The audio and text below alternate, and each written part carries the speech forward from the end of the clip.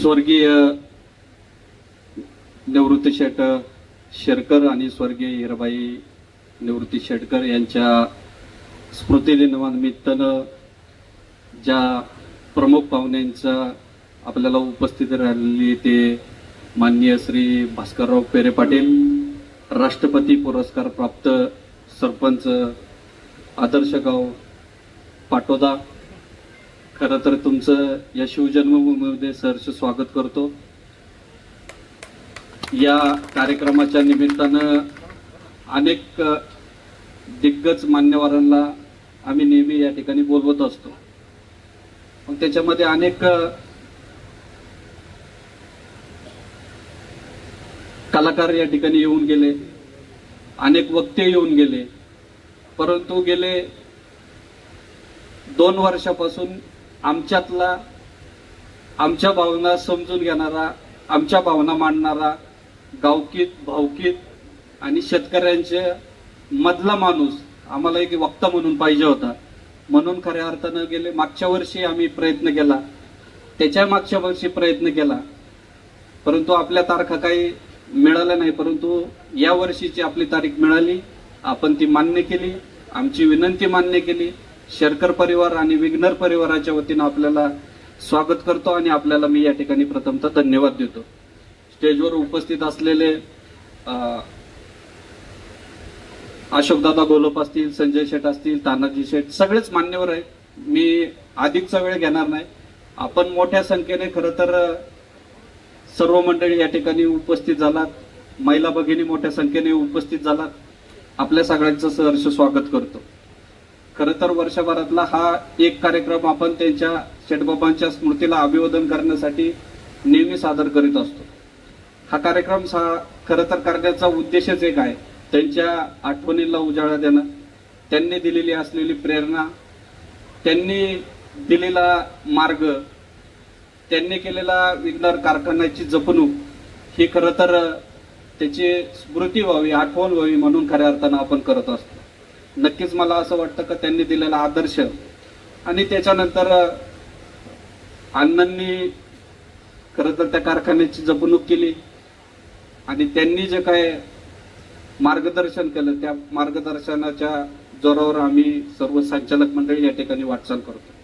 आपण जर बघितलं असेल तर गेले 2 वर्षामध्ये विघ्नर कारखान्याचं डिस्लरीचं एक्सपान्शन असेल, नंतर कारखान्याचं एक्सपान्शन असेल, 5,000चा कारखाना 7,000वर आपण आता घेऊन गेलेलो आहे. आणि नक्कीच मला असं वाटतं का आपण कुठल्याही बाजारभावामध्ये आजपर्यंत कमी पडलेलं नाही, इथून पुढच्या काळातही कमी पडणार हा विश्वास या निमित्ताने, या कार्यक्रमाच्या निमित्तानं आम्ही आपल्याला सगळ्यांना देतो. आता ऊसाची कमतरता भासायला लागली. पहिला ऊस 16, 17, 18 महिन्यानंतर तुटायचा, तोच आता 11-12 महिन्यात आम्ही शेतकऱ्याला विनंती करतो पण तोडायचा आहे, तो म्हणतो थांबा अजून एक पाणी भरतो. कारण कारखान्याचे एक्सपान्शन केले, कपॅसिटी वाढली.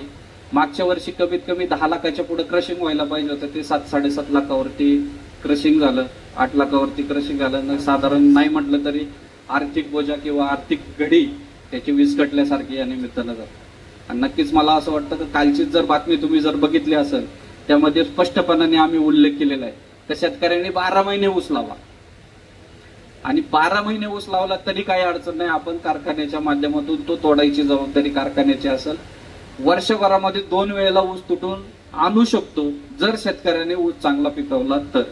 आणि मला असं वाटतं का आजची परिस्थिती जर बघितली तर परवाच मोदींनी सांगितलं त्या सगळ्या गोष्टींचा म्हणजे सोनं खरेदी करू नका, डिझेल पेट्रोल व्यवसायाला, म्हणजे पुढे भविष्यामध्ये आर्थिक मंदी येऊ शकते. आज जर बघितले तर कांद्याच्या परिस्थितीच्या आंदोलन 2-3 दिवसापासून आपण बघताय. भाजीपाल्याचं मार्केटची सगळी परिस्थिती आपल्याला सगळ्यांना देत, सगळे शेतकरी, मी काय त्याच्यावरती विश्लेषण करणं काय मला वाटत नाही करायला पाहिजे, परंतु शाश्वत आणि शेतकऱ्याला हमी भाव देणारं पीक असेल तर तो फक्त ऊस आहे. त्याच्यामुळे शेतकऱ्यांनी जास्तीत जास्त ऊस लावा, जास्तीत जास्त बाजारभाव द्यायचं काम आम्ही सर्व मंडळी या निमित्तानं करू. वेळेवर ऊस तोडायचं काम सुद्धा कारखान्याच्या माध्यमातून आम्ही करू. आम्ही सर्व संचालक मंडळी सातत्याने शेतकरी हिताचे निर्णय, संस्था टिकली पाहिजे त्याच्यासाठीचे निर्णय, आमचे सर्व अधिकारी असतील, कर्मचारी असतील, हे शेतकऱ्यांच्या हिताच्या दृष्टीने या ठिकाणी काम करत आलेले आहे. मी अधिकचा वेळ आपला या ठिकाणी घेणार नाही. आपण सर्व मंडळी या ठिकाणी आला विशेषतः आमचा सर्व मित्र परिवार असेल, परिवारातले आमचे सर्व घटक असेल, या ठिकाणी ज्यांची उपस्थिती लागते ते आपल्या जुन्नर तालुक्याचे आमदार शरददादा सोनवणे या ठिकाणी उपस्थित होत आहेत. त्यांचं या ठिकाणी मी सहर्ष स्वागत करतो आणि आपण सर्व मंडळी आलात, आपल्याला सगळ्यांचं या ठिकाणी सहर्ष स्वागत करतो. आपल्याला धन्यवाद देतो, शेठबाबांच्या स्मृतीला अभिवादन करतो आणि या ठिकाणी थांबतो. धन्यवाद. जगद्गुरु तुकाराम महाराज, राष्ट्रसंत गाडगे बाबा, राष्ट्रसंत तुकडोजी महाराज आणि मला माझ्या जीवनात ज्यांचं प्रत्यक्ष दर्शन झालं, मला ज्यांच्याबद्दल अत्यंत आदर आहे, असे आपल्या देशाचे माजी राष्ट्रपती कैलासवासी अब्दुल कलाम साहेब यांना वंदन करून आज या जुन्नर तालुक्यातील शिरोली नगरीमध्ये स्वर्गीय निवृत्तीचे व स्वर्गीय हिराबाई शेरकर यांच्या पुण्यतिथीनिमित्त या सोहळ्याचं आयोजन केलेलं आहे. 19वे पुण्यस्मरण आहे. छत्रपती शिवाजी महाराजांच्या पदस्पर्शाने पावन झालेली ही भूमी, अतिशय नशिबान लोक आहे तुम्ही त्या भूमीत जन्माला आलेले. मी आल्यापासून बघतोय कार्यक्रमाची रूपरेषा, प्रास्ताविक बोलणं, विविध पक्षाचे, विविध म्हणल्यापेक्षा सगळ्याच पक्षाचे लोक आहे, सगळ्याच पक्षाचे पदाधिकारी आहे, शिक्षण सुशिक्षित शिकलेले राजकारणी. तर म्हणजे तुमच्या पुढे मी काही बोलावं इतका मोठा तर मी नक्कीच नाहीये, कबूल करायला काय हरकत नाही. पण काय माहिती, शेरकर साहेबांनी मला बोलवलं ड्युटी म्हणून तुमच्या पुढे बोलणं आहे, नाहीतर तुम्हाला काही शिकावं किंवा दोन गोष्टी सांगावं ह्या लायकीचं मी नाहीये. 7वी शिक्षण झालेला माणूस, शेतकऱ्याच्या घरात जन्माला आलो, काहीच नाही, काही पदवी नाही, कुठं राजकारणी नाही, कोणत्या पक्षाशी असं काही विशेष जोडला गेलो नाही.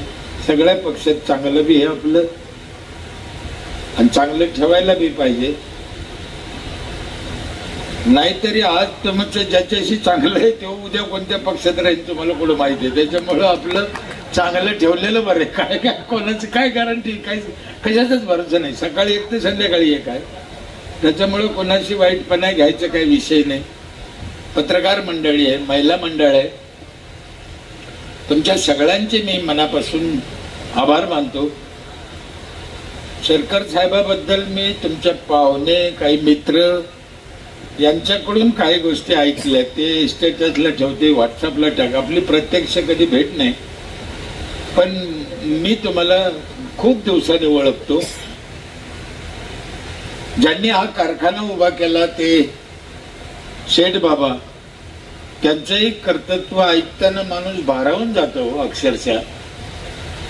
काय लोक होते हे पूर्वीचे. त्यांच्या नावातच निवृत्ती असल्यामुळे जन्मत आज कशाची आशा केली नाही, म्हणून ते घडलं. नाहीतर बोलू नाही.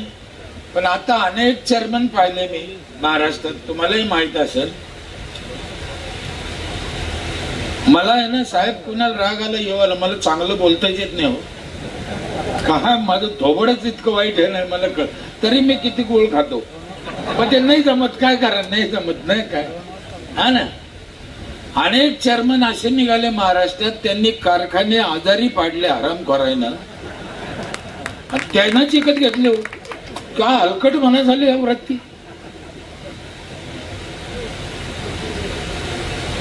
का नाही बोलायचं, आणि आम्ही नाही बोलायचं मग कोणा बोलायचं.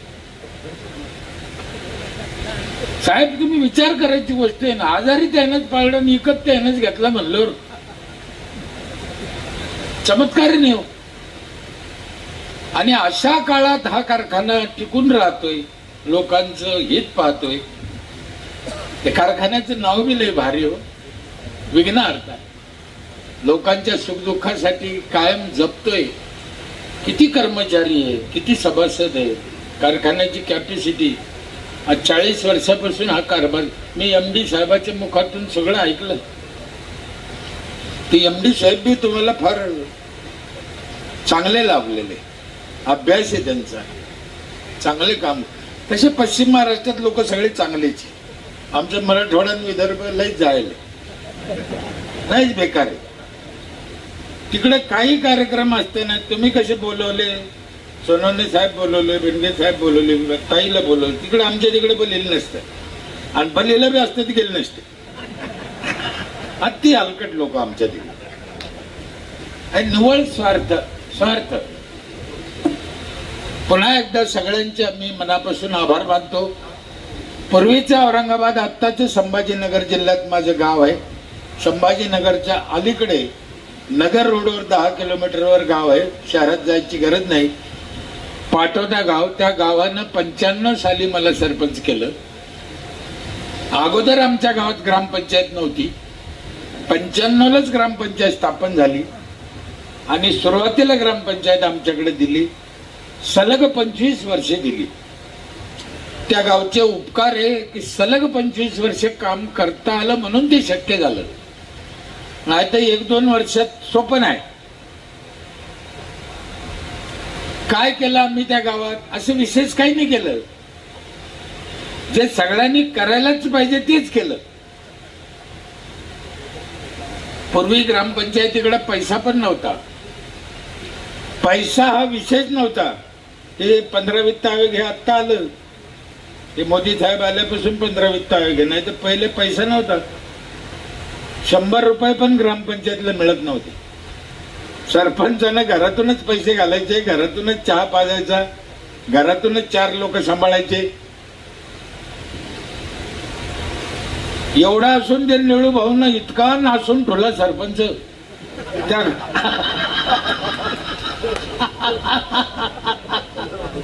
लय डेंजर. ते धुता धुता आमचे नाकीनं आले. आता ठीक आहे, त्यांना जसा दिसला तसा त्यांनी रंगीला. आता कदाचित आजच्या काळात ते असते तर आज त्यांनी बदलीला पण असता. ज्याची त्याची दृष्टी आहे, ज्याचा त्याचा विषय आहे. आज अनेक सरपंच इतकं चांगलं काम करते, तुम्हाला काय सांगू. अनेक सरपंच आहे, तुमच्या भागात पण आहे, अख्ख्या महाराष्ट्रात आहे. मी फिरतोय ना, रोज दिवसभर जातो. 400-500 सरपंचाचं महाराष्ट्रात इतकं चांगलं काम आहे, तुम्हाला काय सांगावं.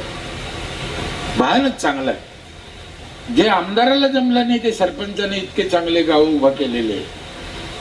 आणि करायला पाहिजे, ही त्यांची ड्युटी.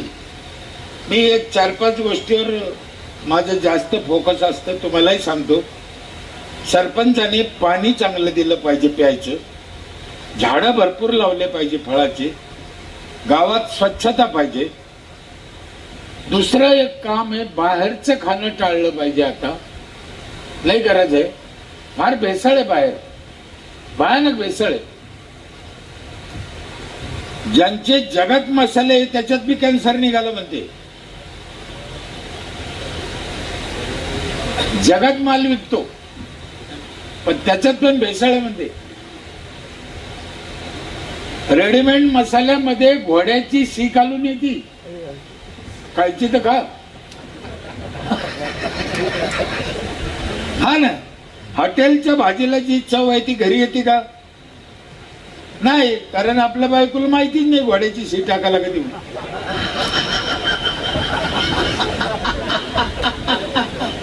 ती त्याची लागेलच कशी काय. मुलांचे शिक्षण चांगलं पाहिजे, संस्कार दिले पाहिजे. हे पंचायतीचे काम आहे. म्हाताऱ्या लोकांना जीव लावला पाहिजे.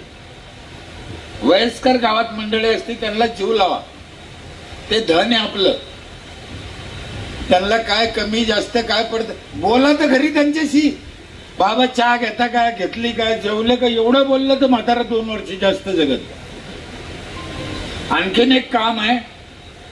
हे काम का सांगतो मी, आमचं आयुष्य कमी होऊ राहिलं. रोज 50-60 वर्षात माणूस मरू राहिला. आपल्या आजोबा पंजोबा 100 वर्षे सहज जगत होते. तुमचं वय किती? 70 टकाटक आहे. सचिन तेंडुलकर बघा ना, 70 वाटतं का तुम्हाला? काय माझं 70 संपून गेलंय. पण आता नाही जगत. 50, 55, 60 मध्ये चालले. तर ह्या ज्या गोष्टी सांगितल्या हे काळजी न घेतल्यामुळे चालले. पण तुम्हाला जर 100 वर्ष रशियामध्ये जपानमध्ये 100 वर्षाचा माणूस काम करतो, जगतो नाही, काम करतो. आपण चाललो. जर तुम्हाला 100 वर्ष जगायचं असेल तर आणखीन एक काम आहे, तुम्ही करत असाल तर मी सांगतो, आणि त्याच्याशिवाय तुम्ही 100 वर्ष जगूच शकत नाही, हे त्रिवार सत्य आहे.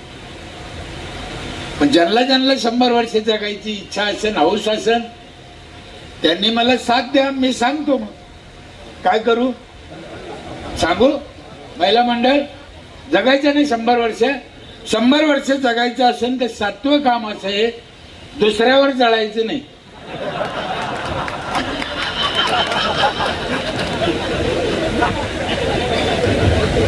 कशाला जळवतो आम्ही दुसऱ्यावर? मला काय कळलंच नाही काय घेणं देणं. कोणाला काय मिळालं मिळालं.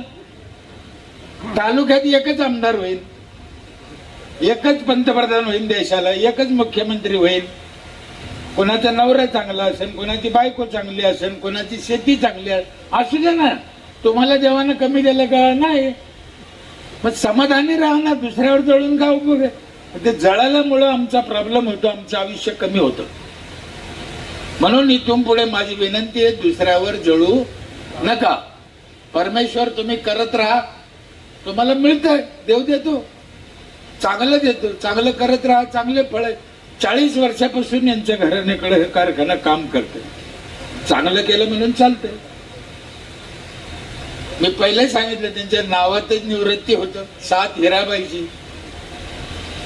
दादा तुमच्या पण नावात सत्यशील आहे, आयुष्यभर लक्षात राहू दे, आमचे हात जोडून विनंती. हा ना, काहीतरी आपल्या वडिलांनी नावं ठेवताना काहीतरी विचार करून ठेवले जाते, उगाच ठेवत नाही.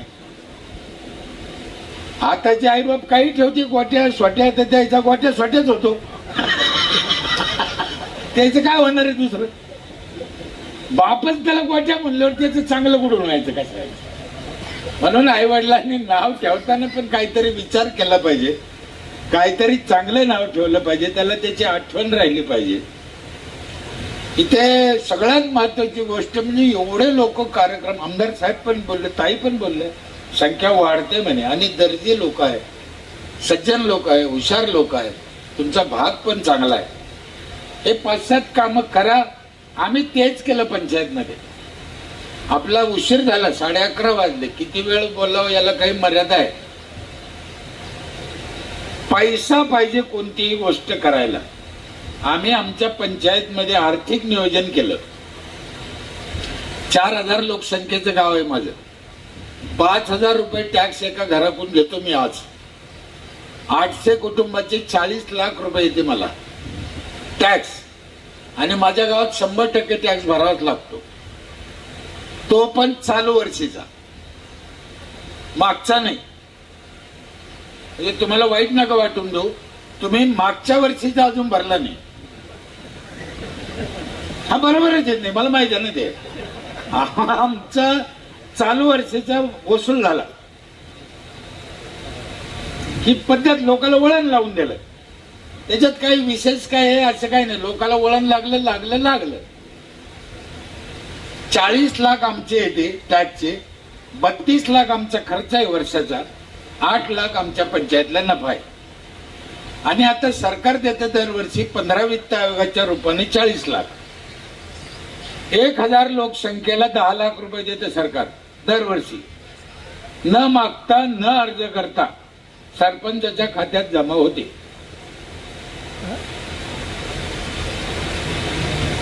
सरकारचे लोक लय हुशार राहते.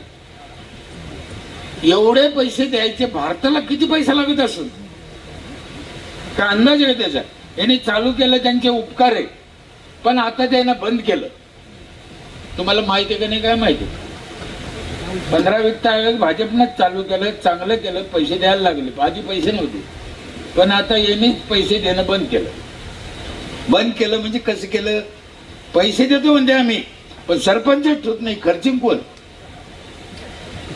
अर्ध्या महाराष्ट्रात सरपंच नाहीये, आणि ग्रामसेवकाला अधिकार दिले नाही, मग पैसे कोण खर्चित? कळलं का नाही? कळलं? भाजपचं डोकं म्हणजे जगाच्या पुढचं डोकं आहे. दिसून तर द्यायचे नाही, केल्याशी तर राहायचे नाही. फार डेंजर आहे, फार डेंजर आहे, फार डेंजर आहे. साहेब 1 रुपया खर्च होईना ना. हा चमत्कार आहे. आणि इतका महाराष्ट्र नालायक आहे, कोणी बोला ना. का निवडणुका घेतल्या नसत्या बरं? काहीच कारण नाही. 73वी घटना दुरुस्ती केली. आम्ही साक्षीदार होतो दिल्लीमध्ये. सरपंच पदाची तारीख संपायच्या आधी 15 दिवस दुसरा सरपंच डिक्लेअर झाला पाहिजे, ही घटना दुरुस्तीतली केलेली तरतूद आहे. 6 महिने झाले, कारण त्याला बोलायची हिंमतच नाही कोणाची. बोलले का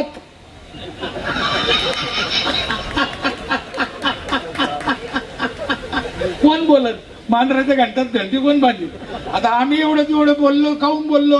आत गेले का आणि बाहेर राहिले का? आमचं काय फकीराचं? माझी सरकारला या निमित्तानं विनंती, हात जोडून का बाबा हो, निवडणुका घ्या. अहो, एका गावाला पाणी नव्हतं, पाणी तर पाणी पुरवठा मंत्र्याला लक्ष घालावं लागलं त्याच्यात. नाही तर बोला कोण? सरपंचच नाही ना, सदस्य नाही तर. सरपंच हा अतिशय गरजेचा आहे. आपल्या घटनेनं एवढी भारी तरतूद केलेली आहे. आमदार कुठेही उभा राहता येतो, खासदार कुठेही राहता येतो. सरपंचाचं तसं आहे का? सरपंच त्याच गावाचा लागतो. मग काऊन दिलं घटनेनं हा अधिकार? साहेब, तुम्हाला एक गुपित गोष्ट सांगतो. सरपंच जर कुठला चालला असता तर ह्या आमदार लोकांना आंध्रातून आणले असते. ये तुम्हाला सरपंच मरा. आपला सरपंच चालला असता, याने डायरेक्ट आणले असते. म्हणून घटनेचे उपकार आहे का आपल्या गावातला सरपंच आहे, तुमचं सुखदुःख तुम्ही पाहिजे. या भागातलं दुःख तुम्हाला जेवढं कळू शकतं ते आम्हाला कळू शकतं का? नाही कळू शकत.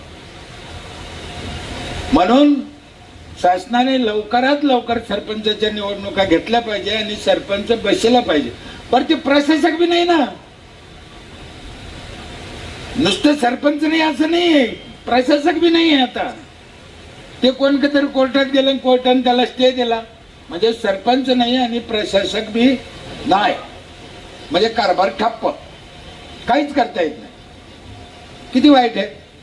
चला ठीक आहे, आज न उद्या प्रश्न सुटन, मार्गी लागन. आम्ही त्या गोष्टी गावात देण्याचा प्रयत्न केला. 5,000 रुपयात आम्ही एवढ्या गोष्टी देतो. पाणी काऊन चांगलं प्यायचं? तर पाणी खराब झालं, सगळ्याचं झालं. कारखान्याचं पाणी पाण्यात सोडलं, ड्रेनेजचं पाणी पाण्यात सोडलं, संडासचं पाणी पाण्यात सोडलं, मेलेल्या माणसाची राख पण पाण्यात टाकली. इकडं कुठे टाकते? पाण्यातच टाकते. ती राख प्यायला चालत नाही, तरी आम्ही पाण्यात टाकतो. लय कबाल आहे. कोणी बघेन मग आम्ही त्या राखीचं काय करावं? माझी आई वारली, मी नाही टाकलं. 100 वर्षाची होती म्हातारी, 105. 5 खड्डे केले, 5 खड्ड्यात थोडी थोडी राख टाकली, त्याच्यात 5 झाडे लावले. आईची आठवण राहिली, पाणी चांगलं राहिलं, नेऊन टाकायचे 500 वाटले. किती सोबत. पाण्यात नाही टाकावं, माझी हात जोडून विनंती. एक चिमूटभर राख घेतली अशी, 2 बोटाच्या चिमटीत माईन अशी, गिलासभर पाण्यात टाकली आणि एखाद्या मावशीला प्यायला दिली. पी बाई, तो आहे नवऱ्याचं आहे, पेन नाही प्यायची. आणि मग लोकांच्या पाण्यात पोतभर कशी काय टाकते हरामखोर? तेव्हा लाज नाही वाटत? नको टाकू ना. चांगली गोष्ट. कोणी म्हणून आमची प्रथा आहे पहिल्यापासून. आता अनेक प्रथा सोडून दिल्या. आता पोरी कटिंग करते का नाही? मग त्या पोरीची आजी कटिंग करीत होती का? प्रथा कुठे गेली? ज्या चांगल्या प्रथा आहेत त्या ठेवा, ज्या चांगल्या नाही त्या सोडून द्या. पाणी सगळ्याच खराब झालं म्हणून आता एकच पर्याय आहे, पाणी फिल्टर करून पिणे. आणि एक माणूस पिऊ शकत नाही म्हणून ग्रामपंचायतनं देणे. ही ग्रामपंचायत बार पुढे काऊन येते? एक माणूस कसं करी? झाडं भरपूर लावा, फळाचे लावा. तुमच्या भागात चांगले झाड आहे, तुमच्या कारखान्यावर पण खूप झाड आहे, त्यातल्या त्यात फळाचे लावा. पेरू, आंबा, सीताफळ, नारळ, फळं लावा, झाडं खाऊ द्या. हे आंबे आहे बघा ना, तुम्ही झाड लावलं, आंबा थोडी तुम्ही लावला, आंबा त्याला निसर्गाने दिला. किती भारी. माझ्या गावात या वर्षी कमीत कमी रस्त्याला लावलेल्या नारळाच्या झाडाला 2.5 लाख नारळ निघाले. 2.5 लाख. आणि तो आकडा 5 लाखावर जाणार आहे 2-3 वर्ष. सरकारी जागेवर सरकारच्या पैशाने लावलेले झाड 5 लाख नारळ गाव खाते. आणि एवढे झाडं लावले म्हणून प्रतिभाताईनं पाठीवर हात टाकला, पुरस्कार द्याला 25 लाखाचा. आणि नारळ कोण खात? आम्ही. जागा द्यायची, पैसा द्यायचा आणि पुरस्कार आम्हाला, नारळ आम्हाला. तरी गाव करीत नाही. झाडं लावा, फळाचे लावा, फळाचे. मला लोक काय म्हणते, साहेब रस्त्याला जर फळाचे झाडे लावले, रोडला सीताफळ, पेरू, आंबा, हे रोडला, दोन्ही रोडला लावा ना. ते म्हणते पोरं ठेवायचीच नाही. मी म्हणतो पोरं नाही ठेवायची, पोरं खाते. मग मी पोरासाठीच लावा म्हणतो. निवृत्ती बाबांना हे फळ लावलं ते पोरासाठीच लावलं, लक्षात ठेवा. त्यांनी विचार केला असता की पोरं खाते नाही, लावूनच नको. काय खाल्लं असतं तुम्ही? पोरं खातेन म्हणून जर तुम्हाला फळाचं झाड लावायचं नसन, का माणूस हलकट झाला हो? ताई तुमची माफ, कान धरून माफी मागतो आणि पुन्हा एकदा सांगतो, बघा कळलं तर, पोरं खातेन म्हणून जर तुम्हाला फळाचे झाड लावायचे नसन,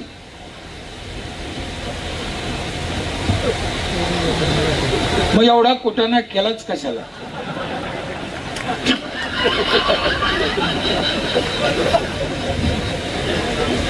काय गरज पडली होती त्याच्यापासून?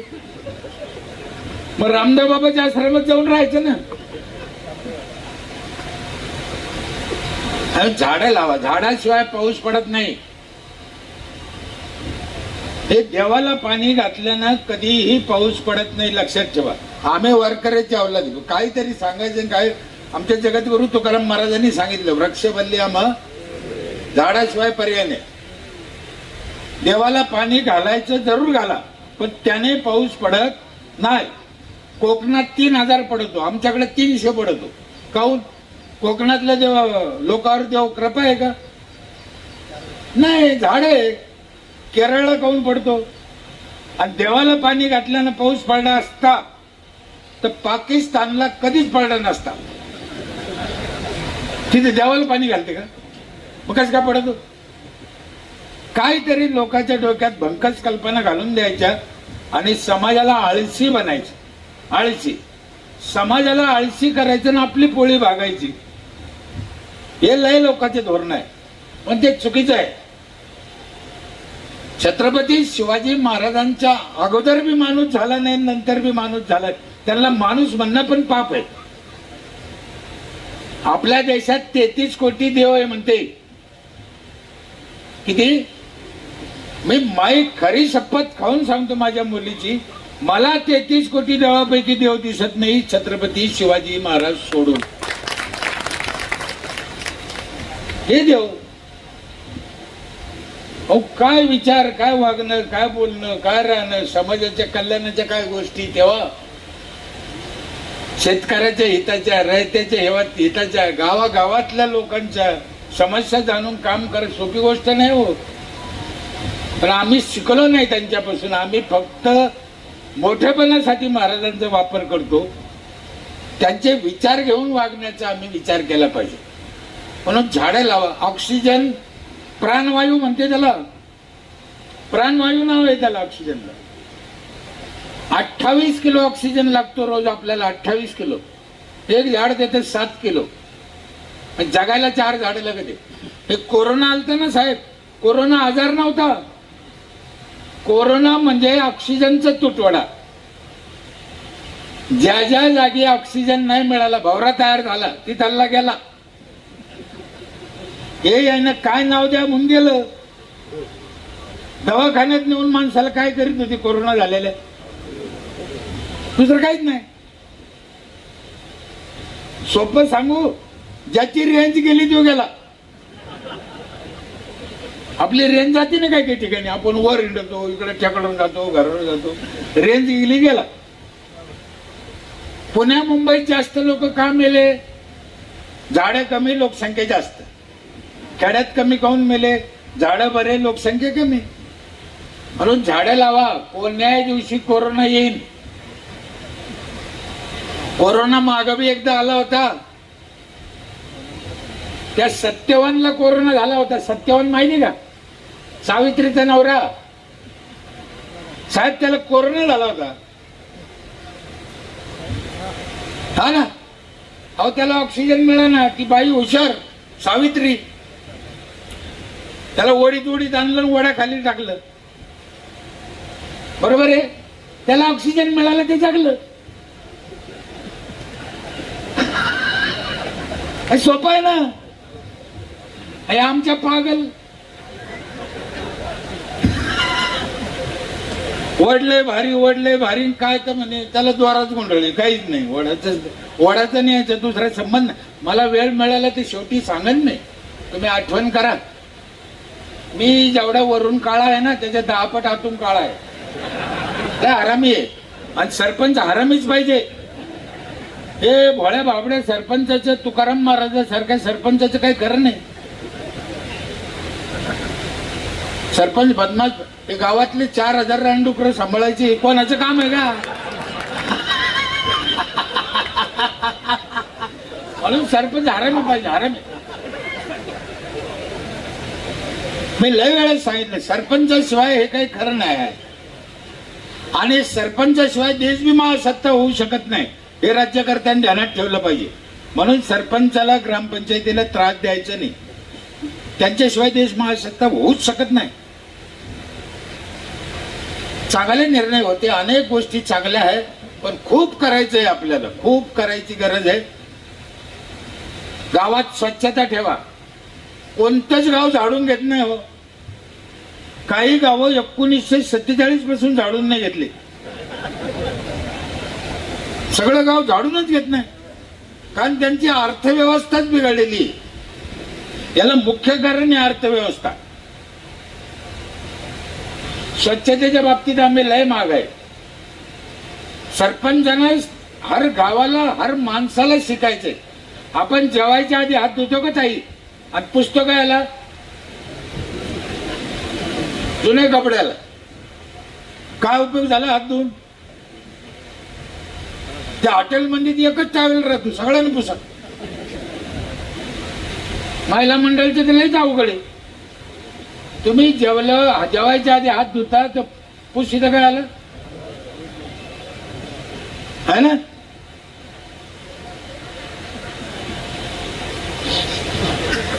नाक पुसायला तेच, ताट पुसायला तेच, हात पुसायला कसं काय? हे जरी बारीक गोष्ट असली, पण हे न शिकल्यामुळे हे प्रॉब्लेम झाले. नख काढायचे जीवर येत आमच्या ह्या क्षेत्रातल्या गोष्टीनं आम्हाला शिकलेलं सांगतो. तुम्ही सगळे सुशिक्षित लोक आहे म्हणून सांगतो. त्यांनी आम्हाला एक गोष्ट सांगितली, बोटात अंगठी घालायची नाही म्हणे, लय घाण कुठती. आणि लय जाऊस असन तर डाव्या हातात घालायची नाही.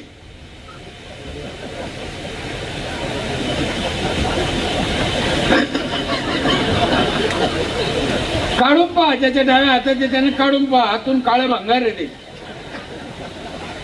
हे बघा साहेब, ऐकायला हे जरी विचित्र वाटलं, पण कोणा तरी सांगायला पाहिजे ना. कोणाच सांगायचं नाही, मग माहित कसं होईल? म्हणून स्वच्छता, गटार बंदिस्त पाहिजे. हे उघडे गटार फार डेंजर आहे. हे मलेरिया जे रोग आहे, उघडे गटारामुळे आहे. गावात जास्त दवाखाने असणं भूषणाचं नाहीये, अपमानाचं लक्षण आहे. कशाला पाहिजे दवाखाने आम्हाला? माझ्या इथे 94ला 2 खासगी डॉक्टर होते, दोघं पळून गेले. 10 रुपये धंदा होत नाही. आपल्याला डॉक्टरचा राग नाही, पण डॉक्टर असणं काय भूषण नाही. रोजच्या याला कशाला पाहिजे. म्हाताऱ्याला जीव लावा, मुलांना शिक्षण करा. आम्ही हे सगळं केलंय, करतोय. खूप मोठं केलं ना असं नाही. आम्ही फक्त बेसमेंट तयार केलं. काय केलं? बेसमेंट. एवढं नाव झालं. जर आम्ही कळस उभा केला तर काय होईल? तुम्हाला खरं सांगतो प्रांजळ मनाने, मी MD साहेबांना सांगितलं, ते लय कौतुक करत होते माझं. मी म्हणलं साहेब आम्ही लय मोठं काम नाही केलं, कोणाच काही नाही केलं म्हणून आमचं मोठं झालं. वास्त्रात लंगडी काय शानी नाही. त्या विशेष काय केलं आम्ही? असं लोकांना चांगलं पाणी दिलं. लय विशेष आहे किती? काय झाडं लावले, काय विशेष आहे? करा. अर्थात पैसा लागतो, लोकांकडून पैसा घ्या. मी माझ्या पैशाचं गणित तुम्हाला सांगितलं. आज 5,000 रुपये टॅक्स घेतो एका घराकडून. 800 घराचे 40 लाख येते, 32 लाख खर्च आहे, 8 लाख नफा आहे. प्रश्न असा आहे, 5,000 रुपये 1 एप्रिलला वर्ष चालू झाल्या लोक कसे काय देते? माणसं इथून तिथून सारखे, ते काऊन देते? आम्ही सुविधा पण तसंच दिल्या. काय सुविधा दिल्या आम्ही? माझ्या इथे 4 नळातून पाणी येते एका घराला. 1 नळातून नाही. 20 वर्ष झाले 1 मिनिट नळ बंद नाही. 4 1 मिनिट बंद नाही. पहिलं पाणी आहे जमिनीतलं आमचं, बोरचं, जुन्या भांड्याला. दुसरं पाणी आहे आम्ही जायकवाडी धरणावरून घेतलेलं. म्हणजे MIDC नेलं, MIDC आम्ही विकत घेतलं, ते लोकांना दिलं. ते 3ऱ्या मजल्यावर जातं पाणी बगर मोटरचं. इतका फोर्स आहे, 24 तास. दुसरं पाणी झालं. तिसरं पाणी आहे 20 लिटरचा एक जार एका घराला रोज फिल्टर. साधारण एक जार केवढ्याला येतो? 10 रुपये. महिन्याचे 300, वर्षाचे 3600. बरोबर आहे. आम्ही घेतले किती? 5,000. हे ध्यानात ठेवा. म्हणजे एका फिल्टर पाण्यात पैसे पिटले. घरातले 2 नळ तसेच. आणि चौथं पाणी आमच्या इथं रोज सकाळी पहाटे 5 ते 8 संपूर्ण गावाला आंघोळीला गरम पाणी येतं नळाला. बाईनं चुलीवर तापायचं नाही. आम्ही सोलरवर तापितो. त्याला काही खर्च येत नाही. सोलर, मला माहित नाही इकडे किती प्रमाणात सोलरचा वापर आहे, पण भविष्यात जर तुमच्याकडे सूर्य आला तर सोलरवर तापा. केवढे संकट आहे डिझेल पेट्रोलचं. याला एकच पर्याय आहे, सूर्य. किती सोपं आहे ते, बेखर्ची. त्या ट्रम्पच्या नादी लागल्यापेक्षा रमखोराच्या आपलं सोडा ना. मला लय राग देत त्या ट्रम्पच्या. त्याचं नाव काढलं का नस अशी खराब होती ना. तो भारतात असताना मी मेलो तर मेलो, पण त्याला धरलंच असतं मी. इतका स्वार्थी माणूस असावा. एकटा माणूस जगाला विठीत धरतोय. हे हलकट पुढारी नाही जन्माला आलेले बरे असे. बरं अमेरिकेचे राष्ट्राध्यक्ष बस झालं ना, काय कमी आहे? नाही, इराण पाहिजे, इराक पाहिजे, भारत पाहिजे. कशाला? अरे 80च्या वर गेलं भाडव्या. कोण्या दिवशी जाशील पत. हे बघा, कोणी म्हणून मी एवढ्या मोठ्या माणसाला कसं बोलतो? मी मोठ्या माणसाला नाही बोलत, मी हलकट माणसाला बोलतो. मोठ्याला कशाला बोलू मी? आदर करीन. इतका त्रास. मला डिझेल भेटलं, काल परेशान झालो मी येताना. नंतर असं घाबरलो. ड्रायव्हर म्हणे कारखान्याला जाईल. म्हणलं चाल. मग तिथे गेलो. पाहू अवघड आहे ना पैसे देऊन. बरं यायला भाव वाढायचे तर द्यायचे वाढून, पण हे काय तकलीफ व्हायला. 4 पाणी. आमची एक पिठाची गिरणी आहे, पंचायतनं टाकलेली 20 वर्षापूर्वी. जो टॅक्स भरण झालं वर्षभर दळण फ्री. साधारण 1,000-1,500 रुपये त्याचे वाचते. बरोबर आहे साहेब. आम्ही 5,000 घेतले, हे लक्षात ठेवा. त्याच्या घराचा टॅक्स पण आला, पाणीपट्टी पण आली, सगळं आलं त्याच्यात. आणि या सुविधा पण. तुम्हाला जसं सांगितलं बाहेरचं खाऊ नका, मग आम्ही काय विचार केला बाहेरचं खाऊ नका, मग यांना काय करा.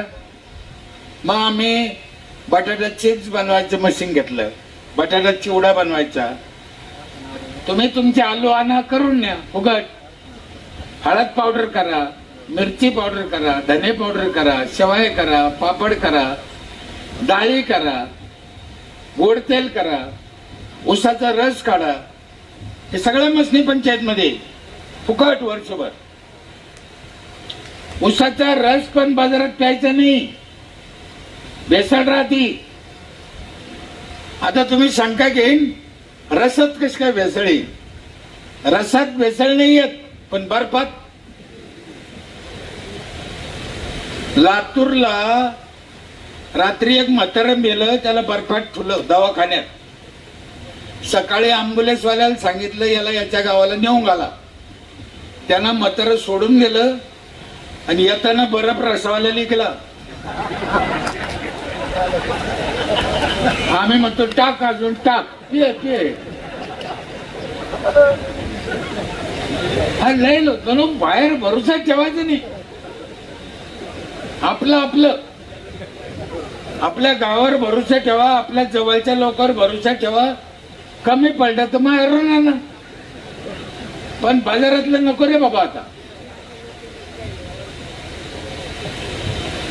कचरा लोकांच्या घरून आणतो आम्ही. शेती करायला ट्रॅक्टर आहे आमच्याकडं.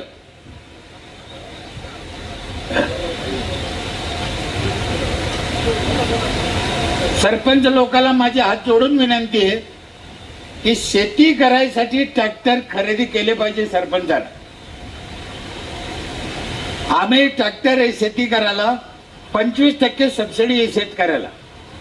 म्हणजे बाहेर जर 2000 रुपये एकर नांगरायला असेल तर आमचं पंचायतचं ट्रॅक्टर 1500 रुपये एकरनं नांगरीत. डिझेल ड्रायव्हर आमचं.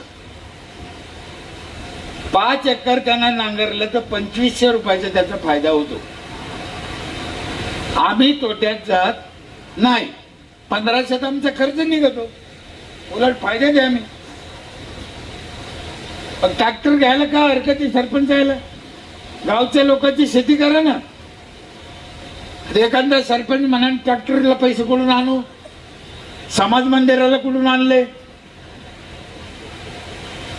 काय फायदा आहे समाज मंदिराचा. बरं ते समाज मंदिर बी शाळ्याचं वेगळं, कोळ्याचं वेगळं, माळ्याचं वेगळं, मराठ्याचं वेगळं, दलातेचं वेगळं. अरे काय करता त्याला, फुकट पैसे चालले आमचे. पण काही फायद्याच्या गोष्टी घ्या, उद्योगाच्या गोष्टी घ्या. हे धीरूभाई अंबानी काय करू शकतो, सरपंच करू शकत नाही. आपण जिथं बसलोय जे वैभव पाहतो हे एका सरपंचानंच करेल. सरपंच करू शकतो, करा. सरकारच्या भरोश्यावर बसल्यापेक्षा आपलं आपलं करा. आपण करा, सोडू नको.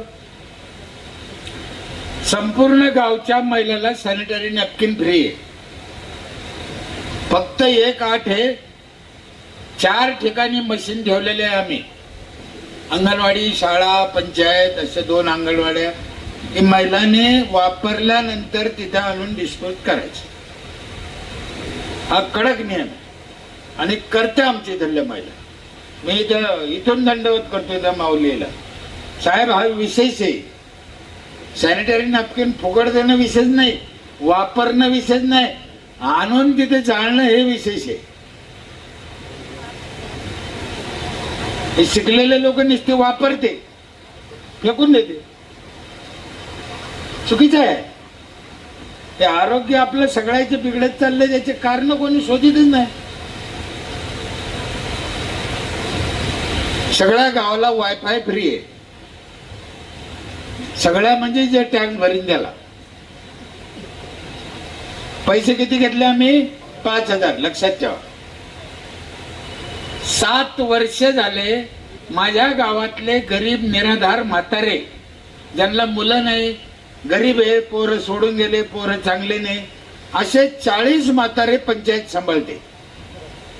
खाणं पिणं, कपडा लत्ता, दुखणं भाणं, चप्पल बूट स्वेटर शाल सगळं देते त्या म्हाताऱ्याला. आणि विशेष म्हणजे त्या कामाला लोकांना देणगी लय दिली. म्हणजे लोक किती चांगले पहा. आज माझा वाढदिवस आहे, माझ्याकडून 2000 घ्या. आज माझ्या बापाची पुण्यतिथी आहे, आमच्याकडून 5000 घ्या. त्याच्यात खर्चायला म्हणजे समाजाला किती हे चांगल्या गोष्टी मान्य आहे बघा. पण आम्ही पुढे होत नाही, करीत नाही. माझे रस्ते चांगले, ऑफिस चांगले, शाळा चांगल्या, अंगणवाड्या चांगल्या. आमच्या तिकडे गावामध्ये 15 फुटाचा रोड असेल तर दोन्ही बाजूला जर जागा सोडत नाही आम्ही. 30 फूट जागा आहे, 30 फुटाचा रोड. 4 फूट जागा आहे, 4 फुटाचा रोड. 8 फूट जागा आहे, 8 फुटाचा रोड. जागा सोडायचीच नाही. जागा सोडली का बाबरी मस्जिद झाली. गावात वाद होते, भांडणं होते, कशाला सोडायची. आणि आपण तिथे सिमेंट रोड केला, ब्लॉक बसवले तर लोकांना कळतं हे पंचायतचं आहे. तो पुढे येत नाही, अतिक्रमण होत नाही. अशा गोष्टी सरपंचाने एक एक करायच्या. खूप गोष्टी अशा, खूप. कचरा लोकांच्या घरून आणतो आम्ही, आमचा ट्रॅक्टर आहे, दर घरी जातो, दर घरी रोज कचरा घेऊन येतो, त्याचं खत करतो. प्लास्टिक वेगळं घेतो आम्ही. कचऱ्यात खत द्यायचं नाही, प्लास्टिक द्यायचं नाही. महिला मंडळ हात जोडून विनंती आहे, प्लास्टिक कचऱ्यात टाकू नका, प्लास्टिक जाळू नका. जाळलं तर तुम्हाला कॅन्सर होतो. आणि फेकायचं नाही, जमा करून खायचं. मग तुम्ही म्हणाल त्याचं काय करा, सरपंचाच्या दारी नेऊन टाका. तो पाहिजे काय करायचं. आम्ही लोकांना सांगितलं कचरा बाजूला द्या, लोक काय ऐकत नाही. मग एक पिशवी केली आम्ही पंचायतच्या नावाची मोठी. ती पिशवी दिली दर बाईला, प्रत्येक बाईला एक पिशवी दिली. हिच्यात ठेवायचं प्लास्टिक आम्ही घेऊन जाऊ, तरी बाया ऐकत नाही.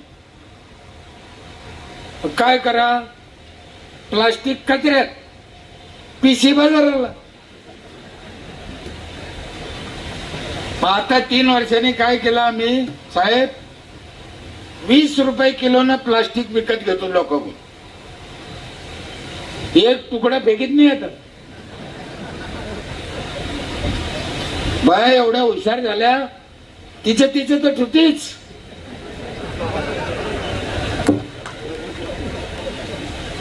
म्हणून म्हणलं मी रानडुकरं सांभाळणं सोपं नाही, लय अवघड आहे. मी पहिले सांगितलं, मी लय कपटी आहे, लय काळा आहे आतून बाहेरून. हे असं केलं तेव्हा गाव सुधारलं. लग्नाच्या नोंदी करीत नाही बाया. मी जन्माची नोंद घ्यायचीच बंद केलं. एका बाईला अडवलं, ती म्हणे काऊन घेत नाही माझ्या पोराची नोंद. म्हणलं तू लग्नात सर्टिफिकेट दाखव. ती म्हणे माझ्या लग्नात सर्टिफिकेट नाही. म्हणलं म्हणजे कोणाचं आहे. तेव्हा तिला कळलं. तिला राग आला, मला शिवाय द्यायला, रडी पलडी. पण सगळ्या गावाला माहीत झालं का लग्नाचं सर्टिफिकेट लागतं. आता सगळं गाव लग्नाची नोंदी करू राहिलं. आणि लग्नाची नोंद करायला TC जोडायला लागते.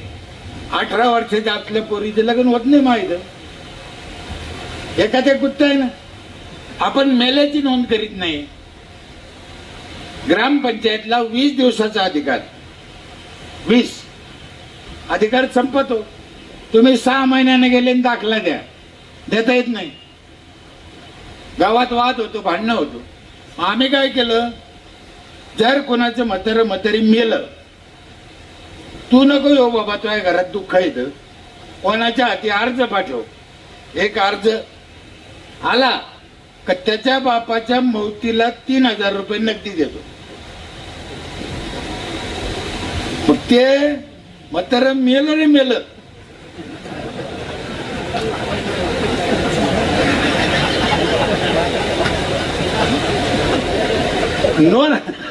नोंद सरपंच हरामी पाहिजे.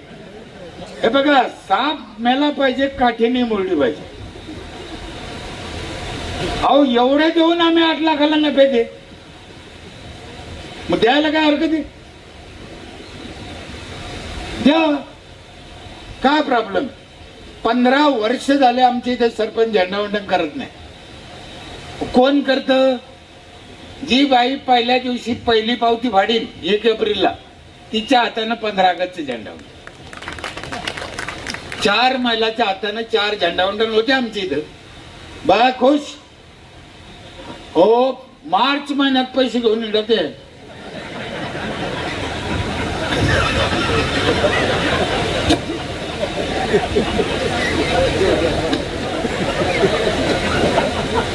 किती भारी आहे, चांगलं आहे ना. काय आपल्याला डोक्याला ताण आहे. पण हे करताना तुम्ही डोकं वापरायचं, आणि डोकं वापरून काम केलं तर होतं. ह्या गोष्टी करायच्याच. गावातले लोक आहे, चुलते काका मामा, यायच्या संग वाद करून प्रश्न सुटत नाही. तुम्ही छत्रपती शिवाजी महाराजांची नीती अवलंबा, तुमचं काम सोपं होईल. हे सोपं आहे. एकदा एक म्हातारा आलं ऑफिसात, ग्रामसेवक नव्हता.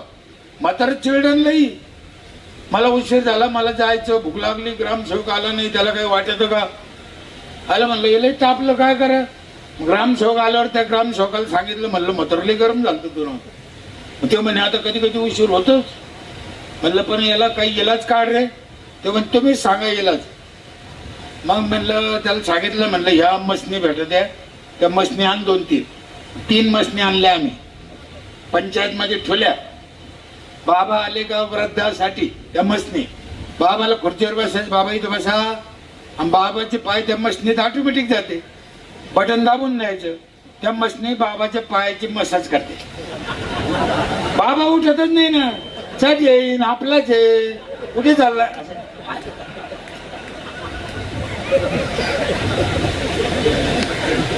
हे करायचं सरपंचांना. बस अहो, गावातल्या वाडवडिलाचे पाय सुद्धा सरपंच दाबू शकतो, आणि दाबायलाच पाहिजे. म्हातारा माणसाचं राग काय करते का? मी लई लोकांना सांगितलं, म्हाताराला जेव घाला, म्हाताराचं ते आम्हाला शिकिते. म्हातार घाण राहतं, म्हातार खाजीत, म्हातारा असं करतं, म्हातारा कुठं कोकत, बिड्या पेत, तंबाखू खात, काही बोलतं. हे बा म्हातारा झाल्यावर असं करतं माणूस, त्यात काय विशेष काय? पण मला एक सांगा, तुमच्याकडे आहे का नाही आहे मला माहित नाही, पण आमच्याकडे आहे. इतकं जर म्हातारं घाण आहे तर निवडणुकीच्या दिवशी तो याच्या नवरा होता का दिवस, त्याला उचलून आणलं भाडव्या.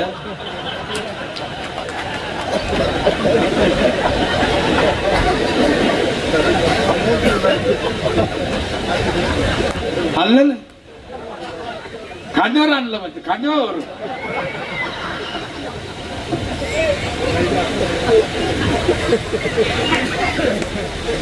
ठीक आहे, आम्ही चांगला शब्द नसेल वापरला, आम्ही हलकट आहे.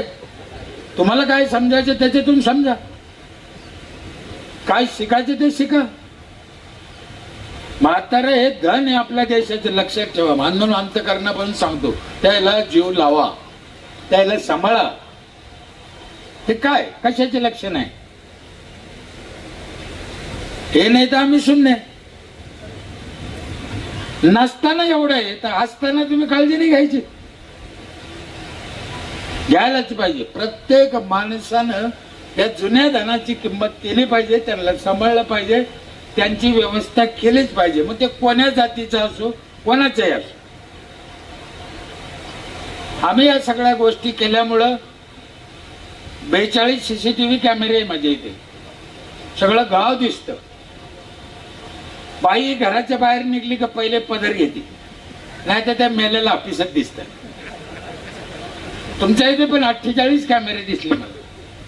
CCTV कॅमेरे गरज आहे, विज्ञानाबरोबर चाललं पाहिजे. माझ्या इथे 27 ठिकाणी बेसिन आहे हात धुवायला, रस्त्याला. हो, रस्त्याला बेसिन पाहिजेच हो,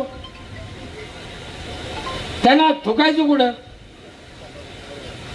आपण जनरली काय करतो, इथं थुकू नका, मग कुठं थुका? इथे कचरा टाकू नका, मग कुठे टाका? इथे लघवी करू नका, मग पॅन्डीत करा. करा कुठं? मग इथे लघवी करा, इथे कचरा टाका, इथे थुका, असं लिहा ना. हे सोपं सोडून देते. आम्ही 27 ठिकाणी बेसिन केले, प्रत्येक बेसिनवर लिहिलं इथं थुका.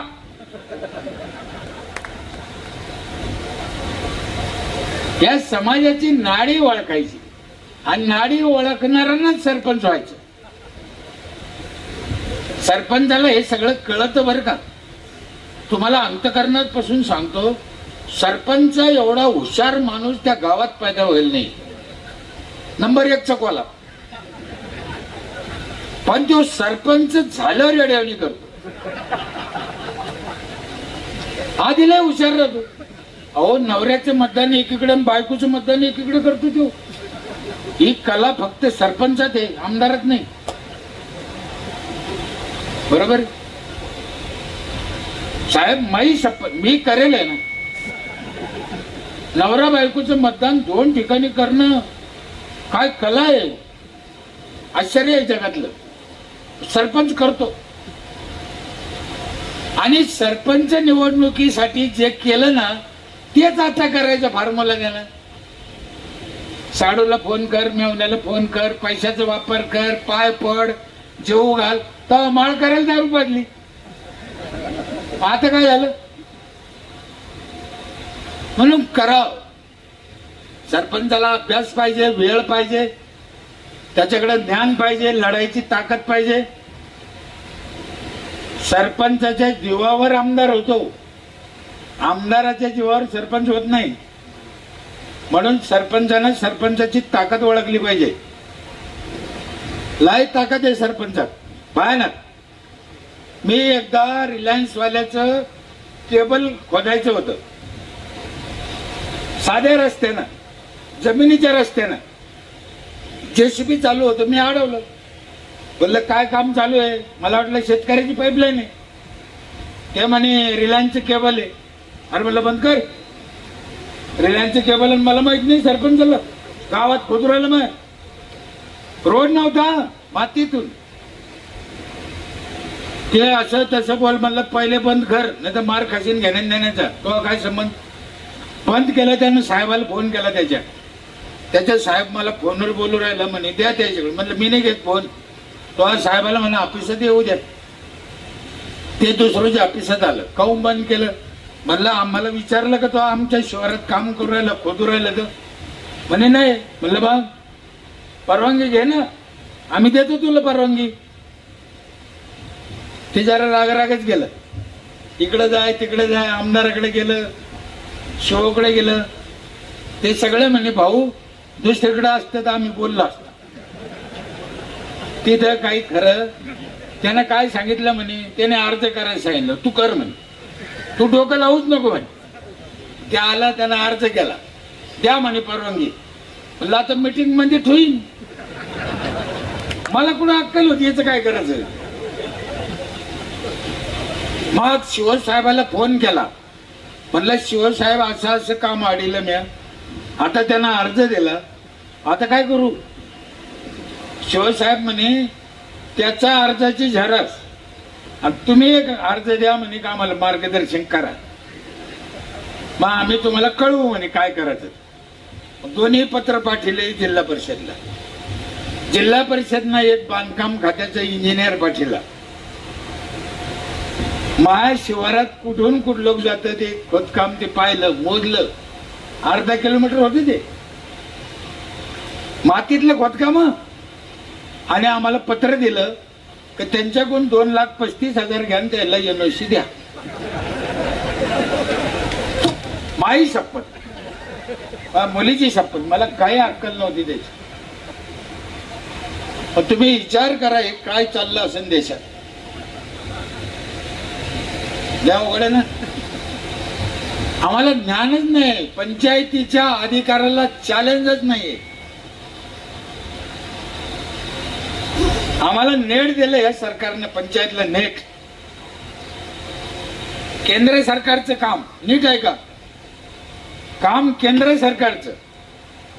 आमच्या जिल्हा परिषद सदस्यानं टेंडर घेतलं आमच्या, आणि पंचायतला नेट द्यायचं. याच्यात काय खोटं दिसतं तुम्हाला पुढे? आता काम सरकारचं, जिल्हा परिषद सदस्यानं टेंडर घेतलं, आमच्या पंचायतला वायर द्यायचं, आणि ते खोदीत आलं, माझ्या शिवारात आलं, मी आडीलं ना. म्हणलं नाही खोदायचं. आणि ते म्हणे मग कसं काय? म्हणलं हे जे गावात नुकसान होईल रस्त्याचं, सिमेंट रोड खोदला जाईन, याचे पैसे कोण भरील? तो म्हणे मी दुरुस्त करून देईन. म्हणलं तसं नाही. म्हणे मग? म्हणलं इंजिनियरला आण, त्याच्याकडून सर्वे कर, तो किती नुकसान होईल तेवढे पैसे पंचायतला भर, तू दुरुस्त नको करू, आम्ही करून घेऊ. तो म्हणे असं तर कुठेच पाहिलं नाही मी. म्हणलं नाही पाहिलं तर वापस जा.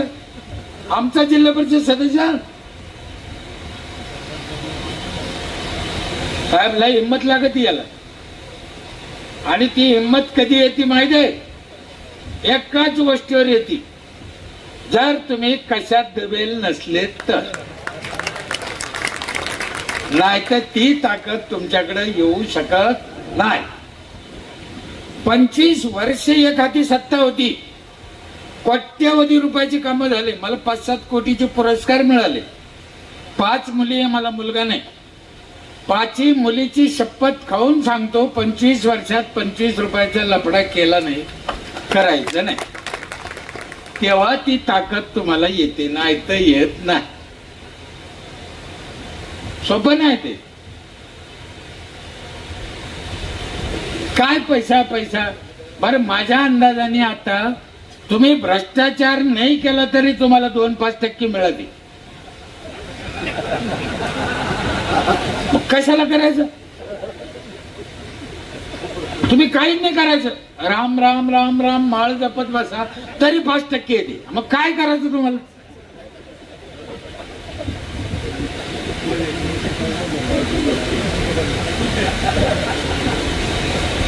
हे जगातलं सत्य आहे, बोलायचं मोकळं, काय त्याच्यात काय आहे तर आहे.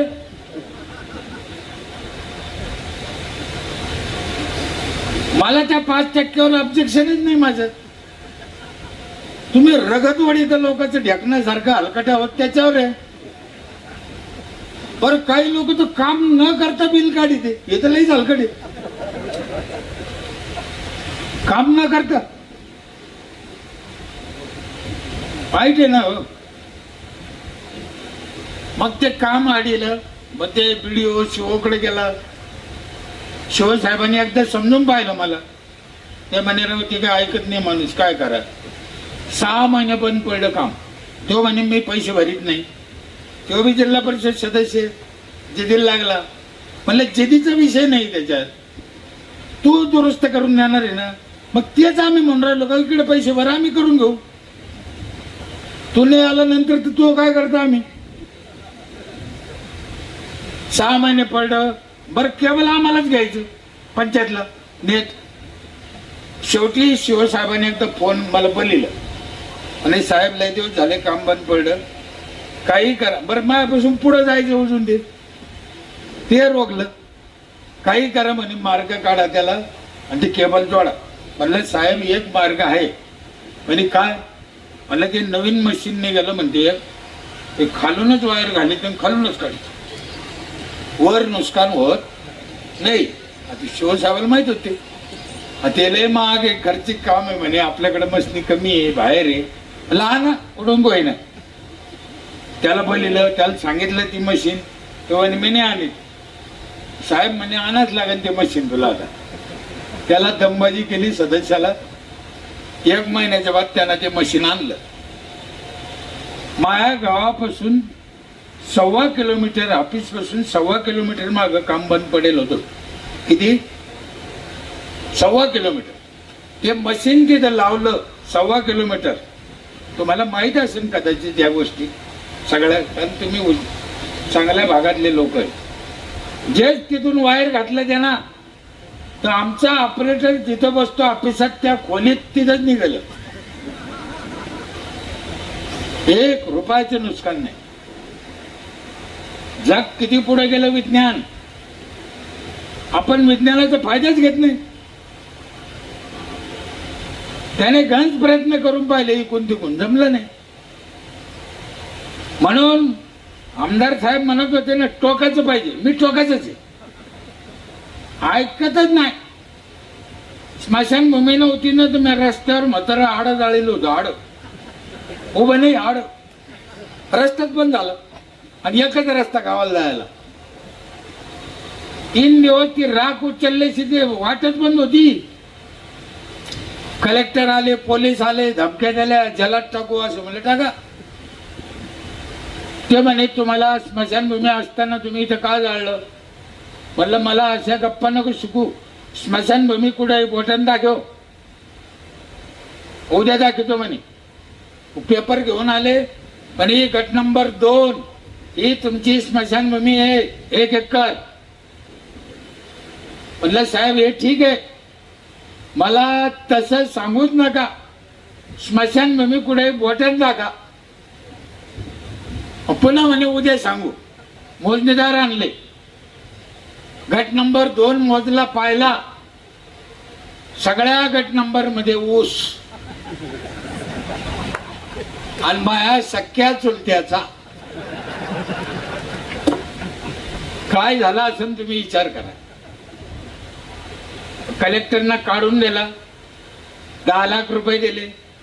स्मशानभूमी चांगली झाली. 100-150 जांभळाचे झाड आहे, त्याच्यात जांभळाचे 200 क्विंटल जांभळ निघते. जांभळ बाया महिला आमुष्याच्या दिवशी स्मशानभूमीत घुसत आहे. तिला भूत दिसत नाही, तिला जांभळ दिसते. जांभळ. मी म्हणलं ना, सरपंच असा पाहिजे, अभ्यास केला पाहिजे.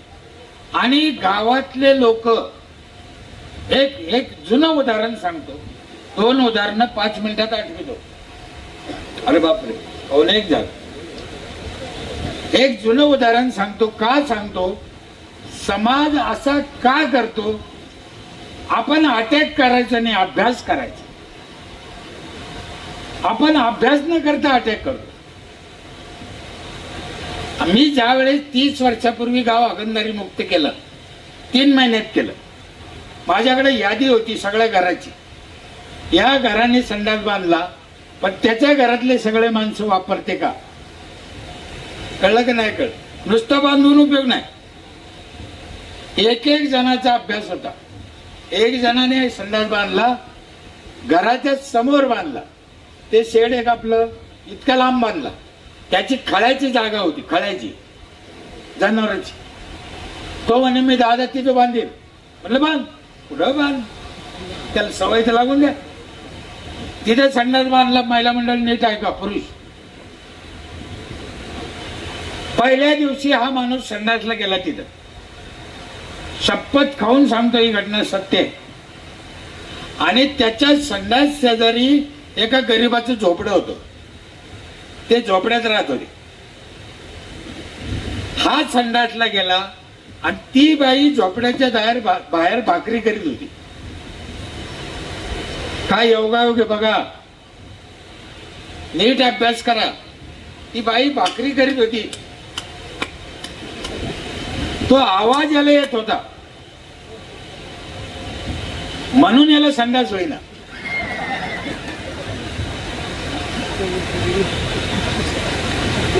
मी हे उदाहरण का सांगितलं? आम्ही अभ्यास करायला पाहिजे समाजाचा. त्याला संडास का होईना याच्यातलं आणखीन एक गुपित वेगळं आहे. त्याच्या मनाने शंका खाल्ली की जर तिचा आवाज मला येतो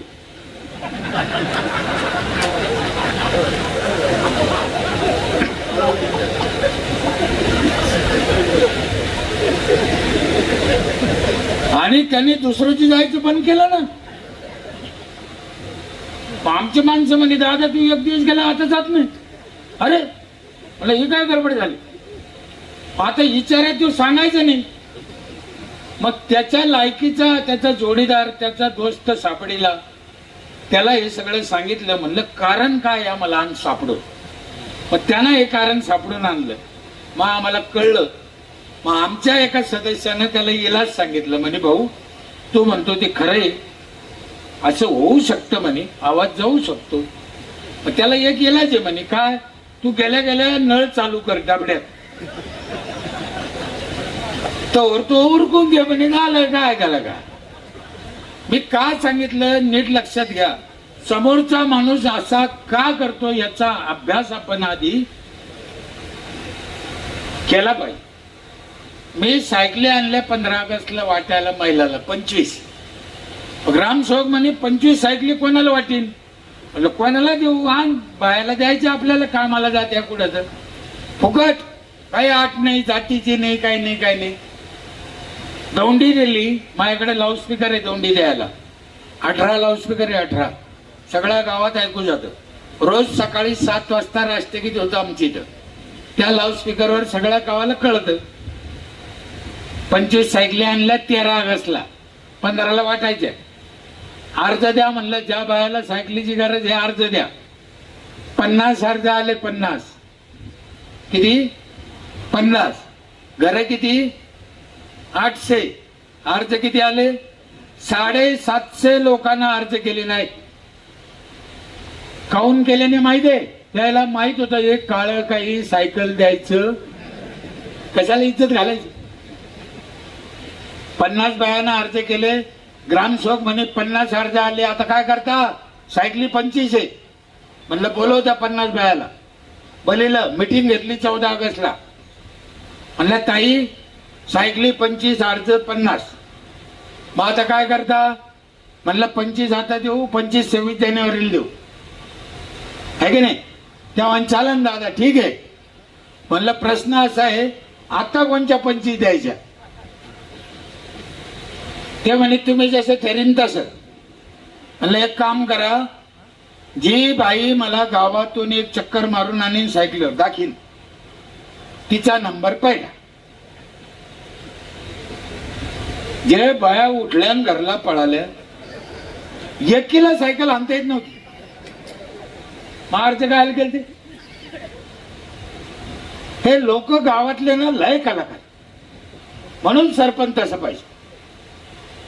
मी एकदा तुम्हाला म्हणलं होतं, शेवटी मला आठवलं ते सांगा ना. आठवलं एवढं उदाहरण सांगतो. ते वडाची पूजा जे तुम्ही करता ना, मी विचार केला का महिलाला वड लय आवडतो. पूजा आता कधी आहे ना, पुढच्या आठवड्यात, महिन्यात आहे. तुम्ही वडाची पूजा करणार सगळ्या. मग मी काय म्हणलं, ग्रामसेवकाला वडाचे रोपात आपण बघायला वाटा. ते म्हणे बाय वड कुठे लाईन, जागा गल्लीत काय वड लावताय तुका. म्हणलं तू डोक्याला ताण नको करून घेऊ, तू ग्रामसेवक आहे, आम्ही सरपंच आहे, आमच्या डोक्याला डोकं नको लावू, आपण त्याच्या हातात देऊ, ते कुठे लावू. गेला ग्रामसेवक, 100 भर रोप काहीतरी आणले त्यानं, 70-80. लाऊडस्पीकर म्हणजे दौंडी शिपायला लिहून दिली. काय दौंडी होती नीट आहे का, ही पण सत्य घटना आहे. मी मोगम काय बोलत नाही, अंदाजे काही सांगत नाही, पुस्तकातलं वाचून. दौंडी अशी होती, उद्या वट सावित्री पौर्णिमा आहे, त्याच्यासाठी ग्रामपंचायतनं वडाचे रोप आणले. वडाचे रोप पूजणं लय पुण्याचं काम आहे. वडाची पूजा करणं लय पुण्याचं काम आहे. महिलाला विनंती आहे की आपलं आपलं वड घेऊन जा, वडाची पूजा करा. फक्त आपल्या वडाची पूजा करा, दुसऱ्याचे वड पूजू नका. हे दौंडीत सांगितलं.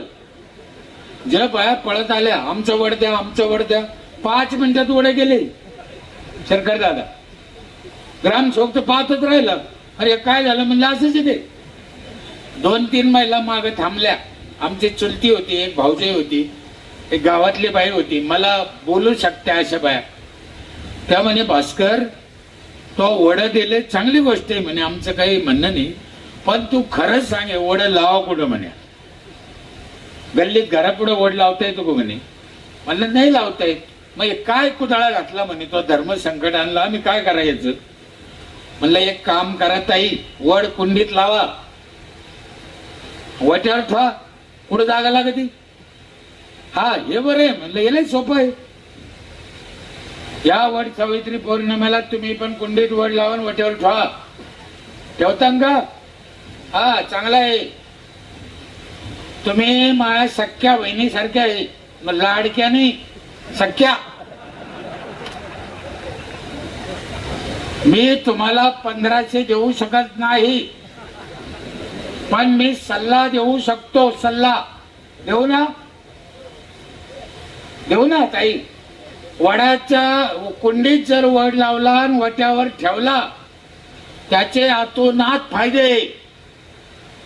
त्याच्यापैकी एक फायदा सांगतो, आता उशीर झाला. काय फायदा आहे? वड जर कुंडीत लावला आणि वट्यावर ठेवला तर आपला वड आपल्या डोळ्यापुढे राहतो.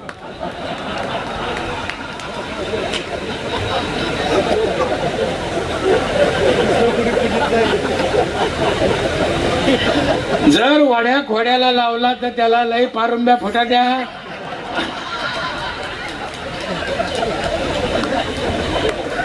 ती आधी तर लई टाळाबाजी, ती लय अनुभव दांडका दिसतो त्याला. म्हणून आपला वड आपल्या डोळ्यापुढं. महिला मंडळ, एक गोष्ट लक्षात ठेवा, तुम्ही लय भोळे हो. तुमच्या लक्षात कसं येत नाही? माणूस मोठा हरामी आहे, त्याने तुळस डोळ्यापुढे ठेवली. तुम्हाला कधी कळेल? तुळस बी डोळ्यापुढे पाहिजे आणि वड पण डोळ्यापुढेच पाहिजे. हे शिक्षण पण सरपंचानं द्यायचं आणि सरपंचानं काळजी घ्यायची. पुन्हा मला इथं बोलवलं, आदर सत्कार केला, ऐकून घेतलं, खूप चांगला कार्यक्रम केला, चांगली गोष्ट केली.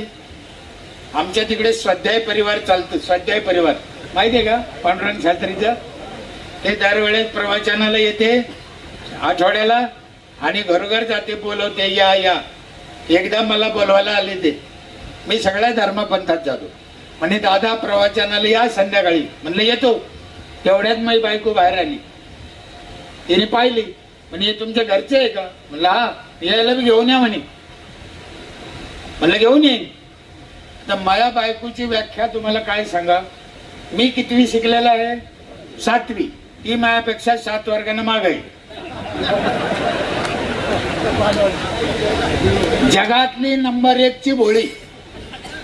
लग्न झालं, तिला स्वयंपाक येत नव्हता, साडी नेसता येत नव्हती दादा. मी निंदा नाही करत तिची, ती जशी आहे तशी होती. त्यात काय? आता का हुशार झाली, मला शिकिती.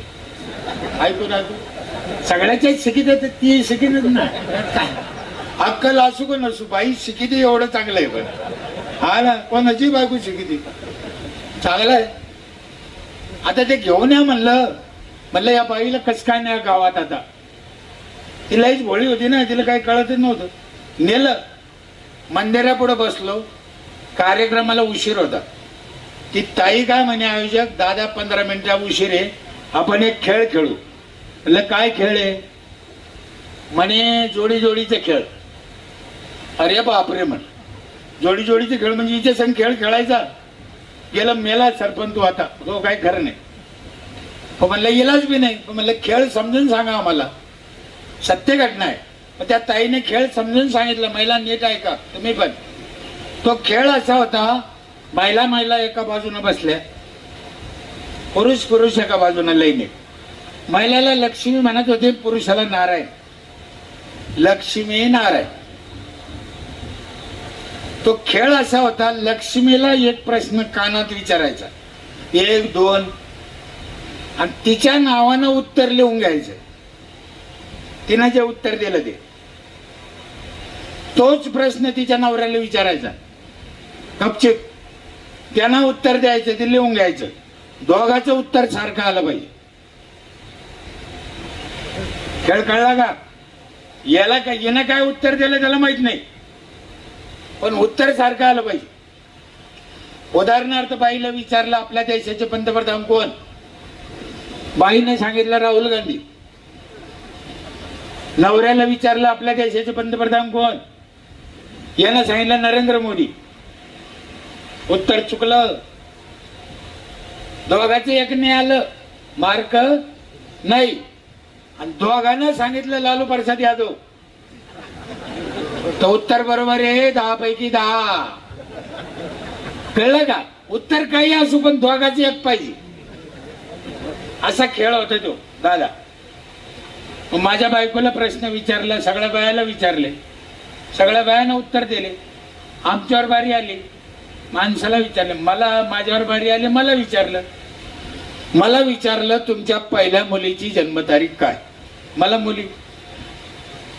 माझ्या पहिल्या मुलीची जन्मतारीख होती 1/1/83. पहिल्या मुलीची जन्मतारीख 1/1/83. आता सांगायची की खेळाचा नियम काय आहे, दोघांची एक आलं पाहिजे ना. अरे म्हणलं आता हिनं काय सांगितलं असेल. चांगला विचार केला आणि मी उत्तर देऊन टाकलं.